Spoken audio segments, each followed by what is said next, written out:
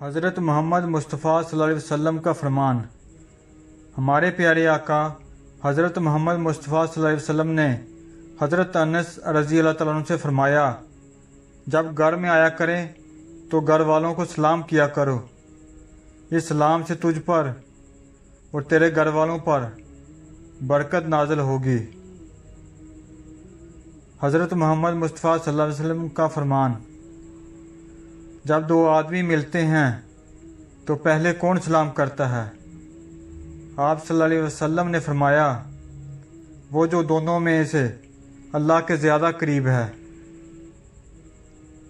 حضرت محمد مصطفیٰ صلی اللہ علیہ وسلم کا فرمان۔ جس کام سے میں تمہیں منع کر دوں اسے اجتناب کرو، اور جس کام کا تمہیں حکم دوں اسے بقدر استطاعت بجا لاؤ۔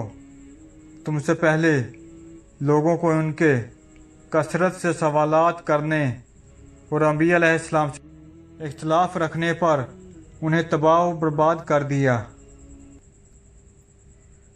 حضرت محمد مصطفیٰ صلی اللہ علیہ وسلم کا فرمان۔